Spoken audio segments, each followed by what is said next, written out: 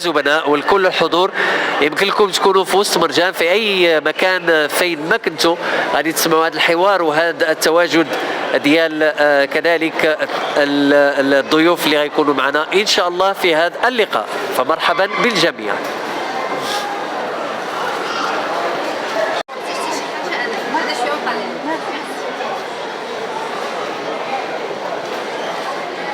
اليوم والبركات على الجميع، نهاركم مبروك، نتمنى انكم تكونوا بخير وعلى خير.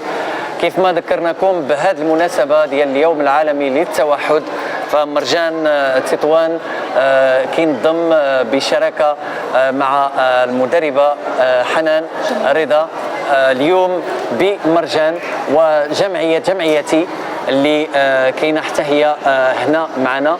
فغادي نبداو مع الاستاذه حنان المدربه الخاصه بهذا الاطفال وهذه الفئه من الاطفال التوحديين، فغادي نتقربوا اكثر ليهم ونعرفوا اشنو المعاناه ديالهم اكثر، ونعرفوا كيفاش ممكن اننا نكونوا كان كتفاهم مع هاد الاطفال، كمعرفه اكثر لهذا التوحد. فاليوم كنستقبلوا ضيفتنا اللي هي الاستاذه حنان. فمساء الخير حنان. مساء النور استاذ فتاح، شكرا على هذا التقديم، واشرك مبروكه والسلام عليكم جميعا ومرحبا بالجميع. فاستاذه حنان، فكيف ما كتعرفوا هنا كيتسمع هنا حيت البفض هنا ما كيتسمعش بزاف، مي البيفان كلشي كيتسمع، هادشي انا كيتسمع كلشي. قربونا باش تسمعوا اكثر. فاستاذه حنان، كمعرفه كمدخل نقدروا نقولوا على اطفال التوحد هم اطفال يعني كيندمجوا في المجتمع، ما كيندمجوش في المجتمع. شنو هما الاسئله اللي يمكن نطرحوها على هذه الفئه من الاطفال والمشاكل اللي كيعانيوها، خاصه بانهم واش يقدروا يعني يتاقلموا مع الاجواء اللي كيعيشها كل الناس عاديين، او عده تساؤلات خصنا غير نعرفوا من هذه التساؤلات اللي كيطرحوهم بزاف ديال الناس، خصنا نعرفوا اكثر. سي فتاح، شكرا على هذا السؤال. هذا اللي بغيت نقول لك بعدا، اول حاجه ذكرتي اطفال عاديين، ما كنقولوش هاد اطفال عاديين حيت هما اطفال كاملين بحال. شنو هو كيكون واحد الطفل حامل للتوحد، يعني enfant avec trouble spectre autistique TSA، والطفل غير حامل لهذا الاضطراب هذا. بالنسبه واش كيتدمجوا معنا، واش كيفهمونا، يعني بحال اللي بغيتي تقول واش هما نعم. اطفال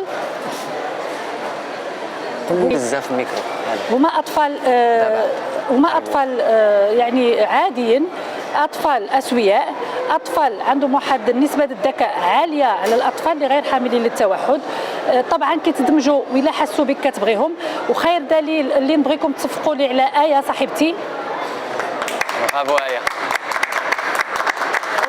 اللي احنا ماشي جبناها موديل، ماشي جبناها يعني لسبب، وانما فوالا التوحد كاين بيننا بالبكالوريا ديالها تبارك الله في الدراسات الادب. طفله مؤدبه، هي صديقتي والام ديالها صديقتي ديال الطفوله، تو سامبلومون مدموجه معنا، جالسه جات تعمل حتى هي نطرحوا عليها اسئله وتجاوبنا، حيتاش حنا احترمناها وقدرناها وحست بيا انا مرتاحه لها. اذا حنا هذا هو السبب اللي جعلنا نجيو نعملوا هذا اليوم تحسيسي.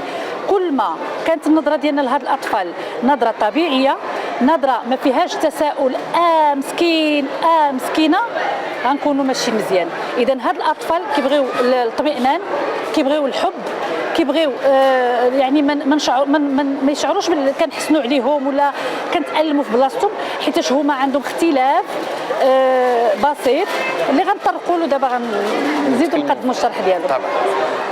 فواش ممكن اولا، فهي القضيه ديال ان عادي او ماشي عادي، انا عارفه دكتوره استاذه، انا اتكلم باسم الناس، يعني انا مجرد يعني متكلمه ومايك. اللي صراحه هذه كلمه عادي كتقال بزاف عند الناس تري بيان. عاديين ماشي عاديين. وانتينا تبارك الله عليك عطيتي الجواب ديال هذه الكلمه ما خصهاش تكون، لانه اطفال كلهم بحال بحال، غير الفرق ما بين هذا الطفل وهذا الطفل، هذا نسبه ذكاء في شكل وهذا زايده اكثر وهذا ناقص وهذا، فطبعا وهذا الشيء اللي خصنا نزيدوا نفهموه اكثر استاذه حنا. داكور.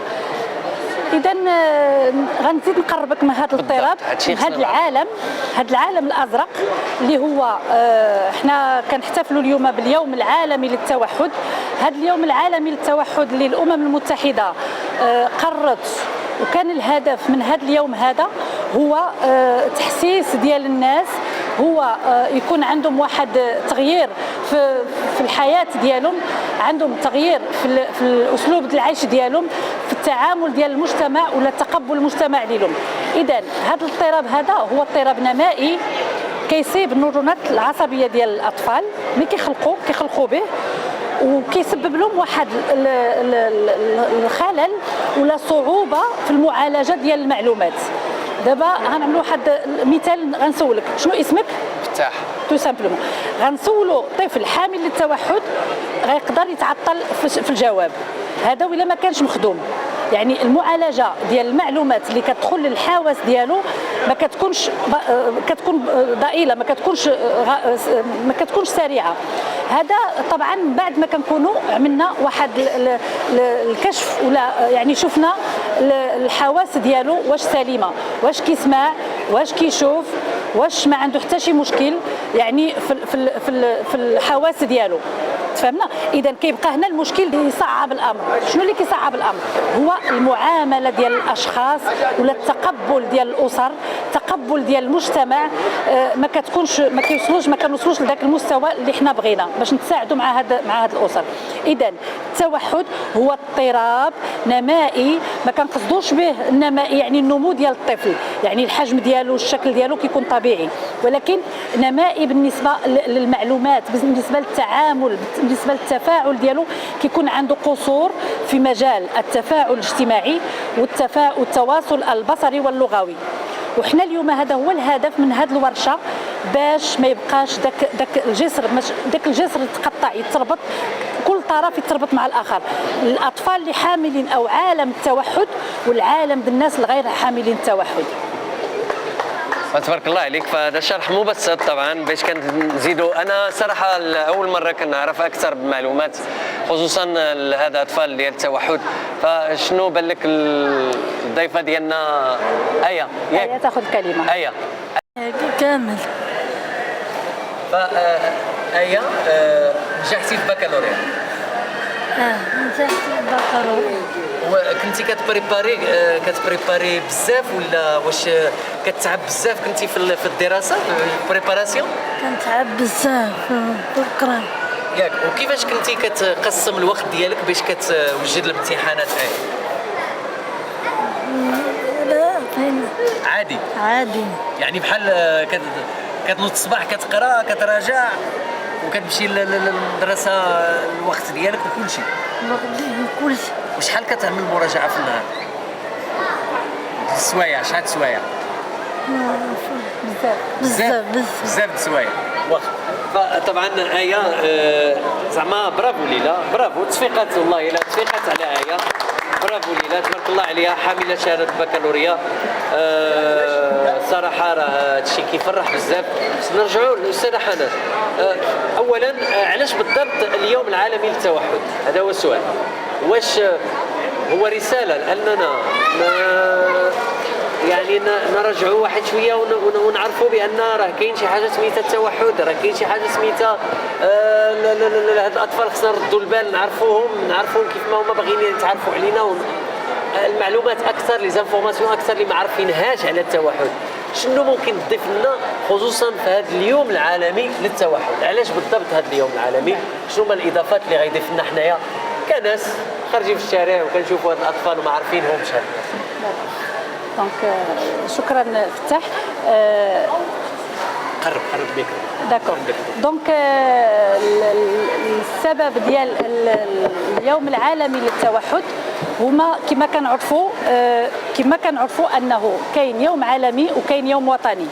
يوم وطني يعني كيكون مقتصر على واحد يعني كيكون محلي. نعم. اليوم العالمي كتعملوا الامم المتحده. هذا اليوم العالمي للتوحد كان في 2007، كانت البدايه في 2007 في اكتوبر، على ما اظن 5 اكتوبر. كان يعني تطرح للنقاش وقرروا باش هذا العالم هذا حيتاش ما عندوش حقوق، ما عندوش توعيه، وكان السبب الرئيسي هو باش يكون يوم فيه التوعيه. وهذا هو الرساله اللي انا كنكملها اليوم وكبادره يعني سباقه كنظن باش عملنا يوم توعوي او تحسيسي في مرجان. اذا الهدف كان من هذا اليوم العالمي هو الناس تعرف كما كتشوف النظره دابا ديالك بان لك طفل توحدي وكتلاحظوا يعني دابا من دابا الفوق غتبقى تعرف وتبقى تفهم وتشوف الاعراض ديالو ياك غتبدل لك الفكره. الحمد لله صفقوا على فتاح حقيقه صراحه راه سيك حيتاش الحمد لله وصلنا للانجاز ديجا فتح النظره تبدلت له دابا غيبقى ياك ونشوفوا حاجه اخرى عاود طبعا. دونك اذا اليوم العالمي هو كيكون دائما عنده هدف تحسيسي تعريفي، ولا كيكون عنده هدف باش نعملوا قانونيا الامور القانونيه المسطرات القانونيه، كيفاش غنزيدوا بهذا الاضطراب، كيفاش غنحدوا من عدم التعامل ولا من عدم الاخذ ديال الحق الاطفال. حيتاش كما كنشوفوا النسب ديال الاطفال اللي كتمدرس يعني كنجبروا ما كاينش حتى التشخيص ديال الطفل باش ندخلوه المدرسه، ولا كيكون هو في المدرسه والتشخيص ما عندناش. كذلك مثلا شنو هو السن الحقيقي ولا السن القانوني للطفل؟ هل يسمح لهذا الطفل باش يقرا؟ حيتاش كنشوفوا ناس كتقول لك ما قراوش حتى اللي بعقلهم. علاش ما كيقراوش هاد التوحدين هما بعقلهم احسن من اطفال غير حاملين التوحد؟ اذا هذا اليوم هذا كيكون الهدف منه هي نشر التوعيه، تصحيح الامور المغلوط فيها، اضافه نقط جديده.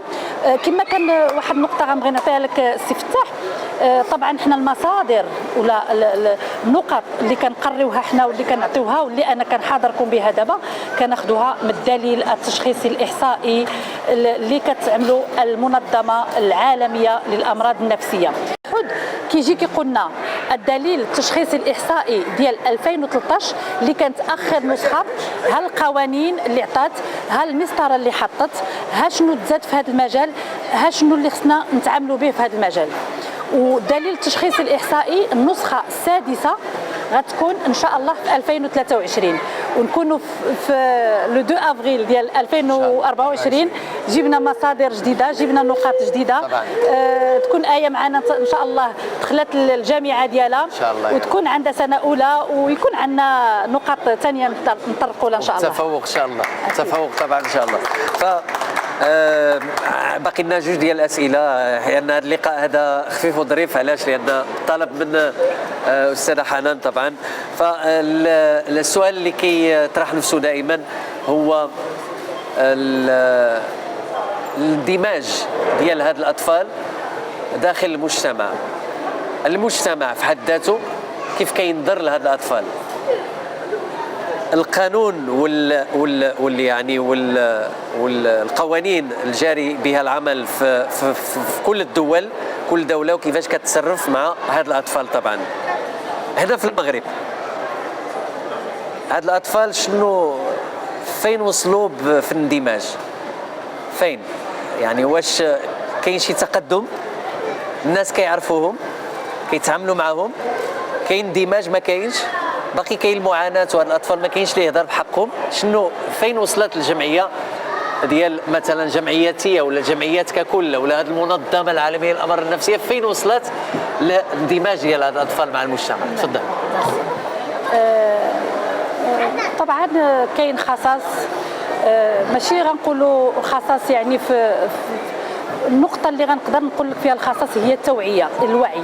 حيتاش اصلا حنا كما كنعرفوا التوحد هو تقبل، وعي، حب، عاد ندمجوهم، ولكن للاسف تم دمجهم بلا ما نحبوهم، بلا ما نوعوا، بلا ما نتقبلوهم.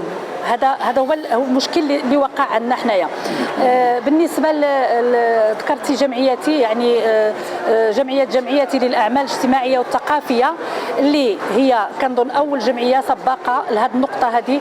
وتحيه للفريق ديال الجمعيه، يعني مكتب الجمعيه، لان وقت ديال الفطور وقت ديال رمضان وجاو من مناطق بعيده باش يآزروا هاد الاسر وباش يديو واحد يعطيو. يعني حنا هنا معاكم طبعا، حنايا كنقوموا بدورات توعويه في المجال القروي. الحمد لله وصلنا اخيرا لجبل كلتي لتمالوت. يعني كاين الناس اللي ما كيعرفوش هذيك المنطقه فين جات. عندنا دابا المنطقه بني حسان، عملنا زاويه سيدي قاسم اللي عملنا فيها بامال ديال لي فورماسيون تكوينات وتوعيه.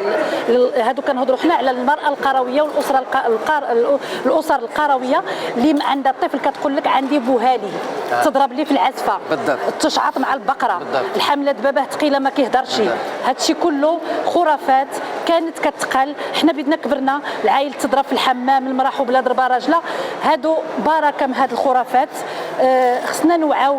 اي ام شافت اي تغيير ولا اي اختلاف في الطفل ديالها من 6 شهور، هو الحق ولا القانون ديال التشخيص 3 سنين ما فوق في المغرب. اما في اوروبا بداو كيشخصوا على عام و8 شهور.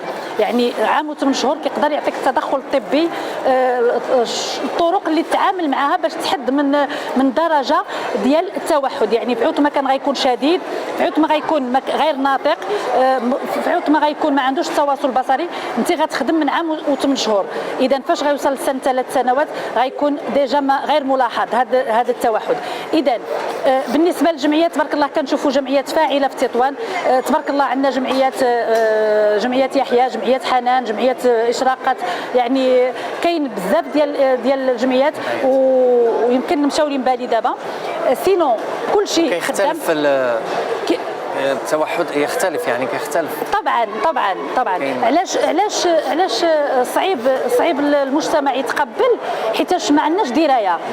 احنا بمثال كنشوفوا عندنا حاله توحد وفرحت بداك الاب لان تبارك الله جا وفرحان ومتقبل ولده وحطوا، فهمتي؟ يعني بروح رياضيه. كاين واحد اخر ما يخرجوش، وكاين اللي غيكون طفل توحدي اللي هو ديال التوحد مختلفه. كل طفل عنده حالة، عنده سلوكيات، عنده مشاكل. ماشي كلهم ما كيهضروش، ماشي كلهم ما عندهم نفس السلوك. كل طفل كيختلف على آخر، كل طفل كيختلف على آخر. والشدة ديال التوحد حنا أنا قلت لك يعني كتعلق حتى بعدم التدخل المبكر اللي كيكون في واحد السن اللي هي صغيرة. كيكون الطفل باقي صغير، يعني كيكون عندنا التدخل المبكر.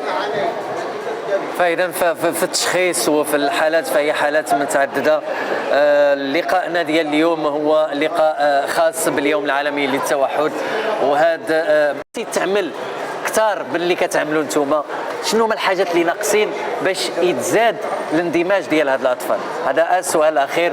وطبعا كنشكرك بزاف على كل الاجوبه، تبارك الله عليك بكل صراحه. تفضلي. دونك اذا بالنسبه للسؤال ديالك، حنا شنو كنعملوا؟ حنا مثلا نقدر نقول لك ما كنعطيوش السمكه، ولكن كنعلموا كيفاش يصطادوا السمكه. حنا عندنا شرط اصلا ما نخدموش مع الطفل ولا ما كانتش الاسره متقبلاه ولا ما كانتش الاسره واعيه كنقدروا ندخلوا، يعني كنقدروا نوعيوها.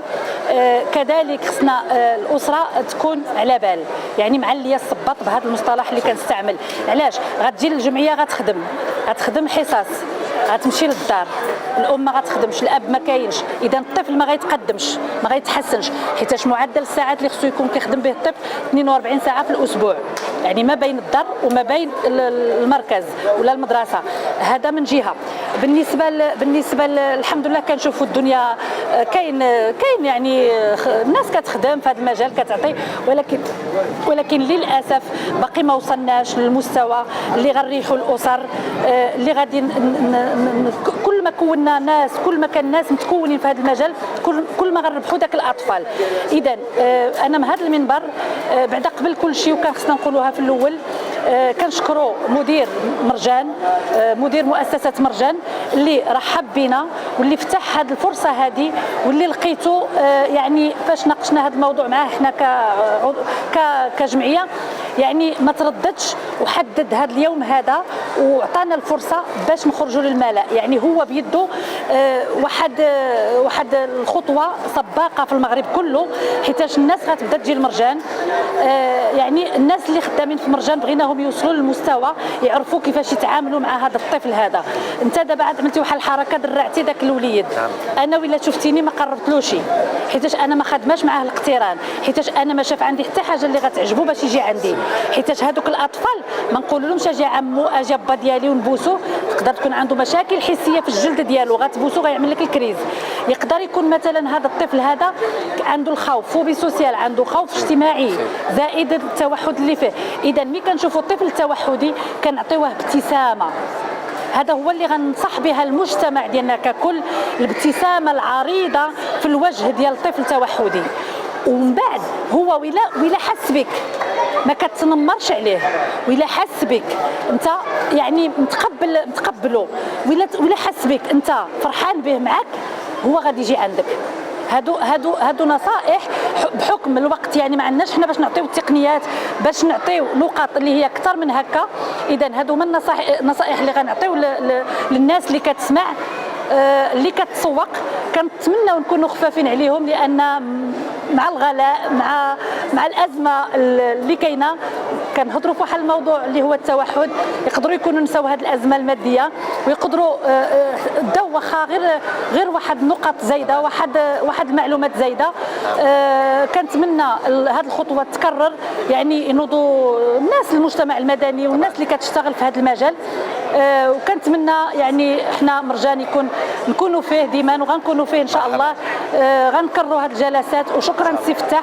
غنعطي واحد الكلمه الايه تعطينا رايها، تعطينا الفكره ديالها ولا النقط اللي كتبرزطها اللي كتضايقها في الحياه ديالها. ولا كان ممكن ايه، ممكن الحاجه اللي كتعصبك من المجتمع، تقبل الناس واش متقبلينك ولا لا.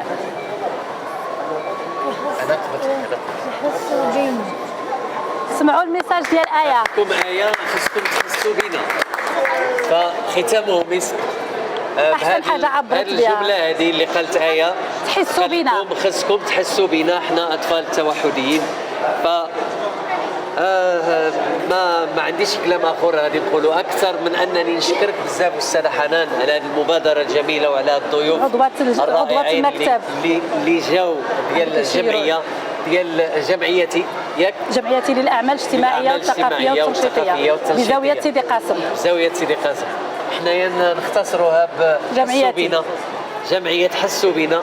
فمرحبا بكم مرة أخرى ودردركم. كنشكروا مرجان دائما على هذه المبادرة الجميلة. شكرا لكم وإلى لقاء آخر. بارك الله عليكم.